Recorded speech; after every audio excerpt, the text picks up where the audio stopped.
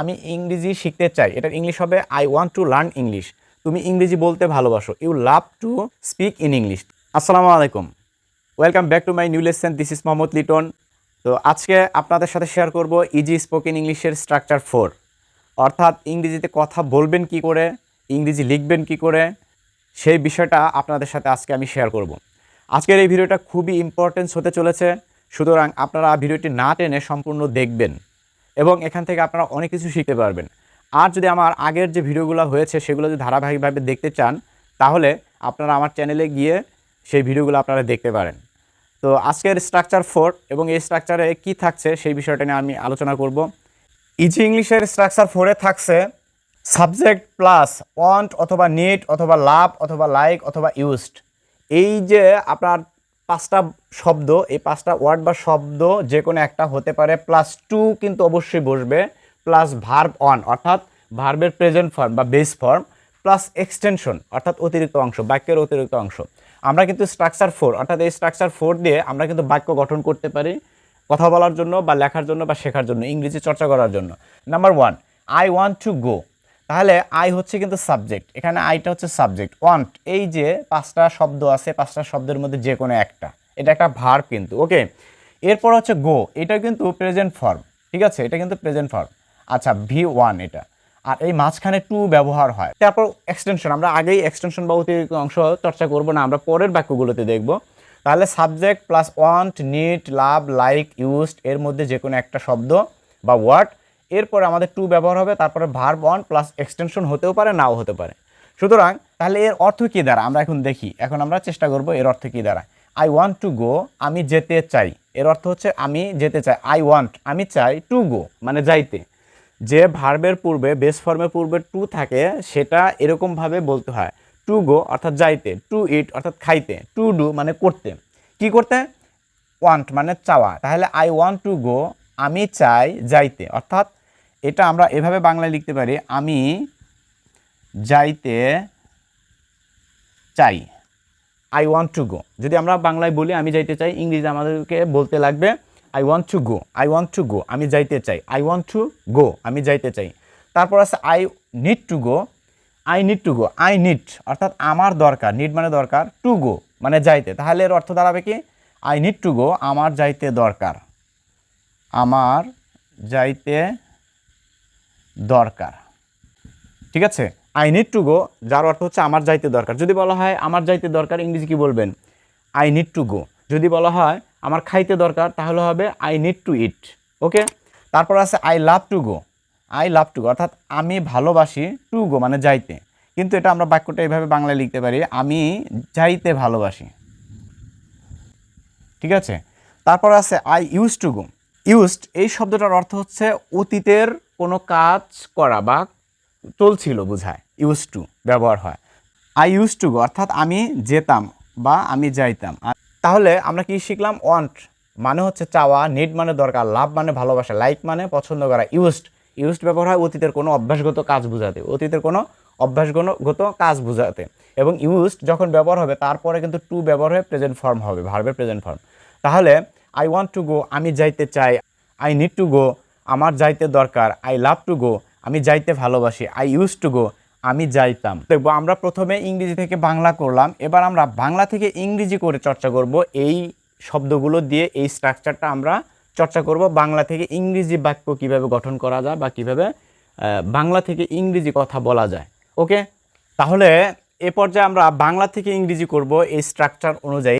আমি ইংরেজি শিখতে চাই, কে চায়? আমি চাই, এটা হচ্ছে সাবজেক্ট। তাহলে আই চাই, এটার ইংরেজি হচ্ছে ওয়ান্ট, ঠিক আছে। তাহলে এই যে সাবজেক্ট হয়ে গেল, এই যে 5টা শব্দের মধ্যে একটা বসে গেল, ওয়ান্ট মানে চাওয়া। ওকে, আচ্ছা, আই ওয়ান্ট, তারপরে আমরা টু ব্যবহার করলাম, ঠিক আছে, to. Okay, I want to, শেখার ইংরেজি হচ্ছে learn. I want to learn, তারপরে আমরা এক্সটেনশন হচ্ছে ইংরেজি। আমি শিখতে চাই, কি শিখতে চাই? ইংরেজি, তাহলে English. I want to learn English, আমি ইংরেজি শিখতে চাই। তারপর হচ্ছে তুমি ইংরেজি বলতে ভালোবাসো, কে ভালোবাসে? তুমি, তাহলে ইউ। ওকে, এটা সাবজেক্ট হয়ে গেল। বলতে ভালোবাসো, তাহলে ভালোবাসার ইংলিশ হচ্ছে লাভ, তাহলে ইউ লাভ টু, এই যেখান থেকে আমরা টু ব্যবহার করব, ইউ লাভ টু স্পিক মানে হচ্ছে বলা। ইউ লাভ টু স্পিক, তুমি বলতে ভালোবাসো। কি বলতে ভালোবাসো? ইংরেজি। এটা হচ্ছে এক্সটেনশন বা বাক্যের অতিরিক্ত অংশ। In English, you love to speak in English, তুমি ইংরেজি বলতে ভালোবাসো। সে ফেসবুকে চ্যাট করতে পছন্দ করে। কে পছন্দ করে? সে। তাহলে আমরা এটার ইংলিশ হচ্ছে হি অথবা শি। আমরা শি ব্যবহার করলাম, শি। আচ্ছা, পছন্দ করে, পছন্দ করার ইংরেজি হচ্ছে লাইকস। ঠিক আছে, লাইক। আচ্ছা, লাইক মানে পছন্দ করা, কিন্তু এস বসলো কেন? যেহেতু এটা থার্ড পারসন সিঙ্গুলার, সাবজেক্ট যদি থার্ড পারসন সিঙ্গুলার হয় তাহলে ভার্বের সাথে এস বা ইয়েস যুক্ত হয়। ঠিক আছে, শি লাইকস, তারপর হচ্ছে টু, এই যে to, verb one. Verb one কোনটা? চ্যাট, এই যে চ্যাট। তাহলে শি লাইকস টু চ্যাট, সে পছন্দ করে চ্যাট করতে ফেসবুকে, অর্থাৎ এর ইংলিশ হচ্ছে অন ফেসবুক। ওকে, তাহলে she likes to chat on Facebook, ফেসবুকে। এটা কিন্তু অন ব্যবহার হবে, অন। ঠিক আছে, অন ফেসবুক মানে ফেসবুকে। ওকে, আমি স্কুল জীবনে খেলাধুলা করতাম। তাহলে এটা কিন্তু অতীতের অভ্যাসগত কাজ। অতীতের অভ্যাসগত কাজ যদি হয় তাহলে আমরা ইউজ টু ব্যবহার করব। সাবজেক্ট হচ্ছে আমি, আমির ইংলিশ হচ্ছে আই, তারপর আমরা ইউজড ব্যবহার করব, ইউজড, যেহেতু এটা অতীতের অভ্যাসগত কাজ। আই ইউজড, এরপরে টু ব্যবহার করব, আই ইউজ টু, করতাম। কি করতাম? খেলাধুলা করতাম। খেলাধুলার ইংরেজি হচ্ছে play. I use to play, আমি খেলাধুলা করতাম স্কুল জীবনে। স্কুল জীবনের ইংলিশ হচ্ছে ইন মাই স্কুল লাইফ। ঠিক আছে, আই ইউজ টু প্লে, আমি খেলাধুলা করতাম ইন মাই স্কুল লাইফ। অতীতের অভ্যাসগত কাজ বোঝাতে আমাদের ইউজ টু ব্যবহার করতে হবে। তারপর তার এমবিএতে ভর্তি হওয়া দরকার। তার এমবিএতে ভর্তি হওয়া দরকার। কার এমবিএতে ভর্তি হওয়া দরকার? তার। তার ইংলিশ হচ্ছে হিজ, কিন্তু হিজ অথবা হিম, কিন্তু এখানে সাবজেক্ট হিসেবে হি অথবা শি ব্যবহার হবে। আচ্ছা, তার এমবিএতে ভর্তি হওয়া দরকার। হি নিড ব্যবহার করবো, যেহেতু দরকার, দরকার হলে নিড। তারপরে হচ্ছে আমাদের সূত্র অনুযায়ী টু, হি নিড টু, ভর্তি হওয়ার ইংরেজি কিন্তু অ্যাডমিট, অ্যাডমিট, কিন্তু ভর্তি হওয়া এটা কিন্তু আমি নিজে নিজে, বা সে কিন্তু নিজে নিজে ভর্তি হতে পারবে না। সে অ্যাপ্লিকেশন করবে, যদি কর্তৃপক্ষ বা অথরিটি তাকে চয়েস করে তবেই কিন্তু ভর্তি হতে পারে। বা ভর্তি হওয়া, এটার ইংলিশ হচ্ছে গেট অ্যাডমিটেড, গেট অ্যাডমিটেড। তাহলে গেট মানে পাওয়া বা হওয়া, যাই হোক। He need to get admitted. Admitted কেন হলো? এটা কিন্তু ভার্বের পাস্ট পার্টিসিপল, অর্থাৎ অ্যাজেক্টিভ করে দিতে হবে, অর্থাৎ নাউনের মতো। ভর্তি হওয়া এটা হলো গেট মানে পাওয়া বা হওয়া, তখন গেট ব্যবহার করতে। এখানে একটা এস ব্যবহার হবে, যেহেতু সাবজেক্ট থার্ড পারসন সিঙ্গুলার, সেই ক্ষেত্রে he needs to get admitted, এখানে গেট ব্যবহার করতে হবে। Get admitted to MBA. Okay, তার এমবিএতে ভর্তি হওয়া দরকার। ওকে, তাহলে আমরা কি শিখলাম? স্ট্রাকচার 4-এ আমরা শিখতে পারলাম সাবজেক্ট প্লাস নিড, ওয়ান্ট, লাভ, লাইক, ইউজড, এই সমস্ত কিছুর একটা ব্যবহার করে তার সাথে টু ব্যবহার করব। এরপর পরে ভার্বের প্রেজেন্ট ফর্ম অর্থাৎ ভি অন ব্যবহার করব। তারপরে অতিরিক্ত শব্দ বা অংশ থাকলে আমরা সেটা ইংরেজি করে দিব। ওকে, তাহলে আমি ইংরেজি শিখতে চাই, এটার ইংলিশ হবে I want to learn English. তুমি ইংরেজি বলতে ভালোবাসো, you love to speak in English, তুমি ইংরেজি বলতে ভালোবাসো বা ইংরেজি শিখতে ভালোবাসো। তাহলে হবে কিন্তু you love to learn in English. সে ফেসবুকে চ্যাট করতে পছন্দ করে। কে পছন্দ করে? সে। তাহলে সে পছন্দ করে, এটা ইংলিশ হচ্ছে শি লাইকস। ওকে, তারপরে টু চ্যাট, সে চ্যাট করতে পছন্দ করে অন ফেসবুক, অর্থাৎ ফেসবুকে। সে ফেসবুকে চ্যাট করতে পছন্দ করে। আমি স্কুল জীবনে খেলাধুলা করতাম, তাহলে ইংলিশ হবে, এটা যেহেতু অতীতের অভ্যাসগত কাজ, তাহলে কি হবে?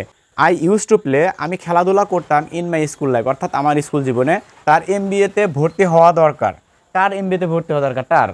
তাহলে হি নিডস টু গেট, তার হওয়া দরকার অ্যাডমিটেড অর্থাৎ ভর্তি, টু এমবিএ, এমবিএ ভর্তি হওয়া দরকার, তার এমবিএ ভর্তি হওয়া দরকার। আমরা কিন্তু প্রথমে ইংরেজি থেকে বাংলা করলাম, এবার কিন্তু বাংলা থেকে ইংরেজি করলাম। 5টা বাক্য দিয়ে আপনাদের দেখালাম বা শেখানোর চেষ্টা করলাম। আপনারা এগুলো প্র্যাকটিস করবেন এবং আরও এই জাতীয় কথাবার্তা আপনারা নোট করে লিখে আপনারা এগুলো ইংরেজি থেকে বাংলা করবেন, বাংলা থেকে ইংরেজি করবেন। ঠিক আছে, এভাবে প্র্যাকটিস করবেন। তো এই পর্যায়ে আপনাদের জন্য একটা কুইজ থাকছে, আপনারা দেখে এটা আমার কমেন্ট বক্সে অবশ্যই লিখবেন, এটার উত্তর লিখবেন। আপনাদের জন্য কুইজটা হচ্ছে, আমি যেতে পছন্দ করি। আমি যেতে পছন্দ করি, এই বাংলা বাক্যটা ইংরেজি করে আপনারা আমার কমেন্ট সেকশনে লিখবেন। দেখি আপনারা কতটুকু শিখতে পারলেন। তো প্রিয় ভিউয়ার্স, এই ছিল আজকের ভিডিওতে। যদি ভিডিওটি ভালো লাগে তাহলে অবশ্যই একটা লাইক দেবেন আর কমেন্ট করে জানাবেন কেমন লাগলো। বন্ধুদের সাথে শেয়ার করবেন আর সাবস্ক্রাইব করতে ভুলবেন না প্লিজ। দেখা হবে পরবর্তী কোনো ভিডিওতে। সে পর্যন্ত আল্লাহ আপনাদের সুস্থ এবং ভালো রাখুন। আল্লাহ হাফেজ।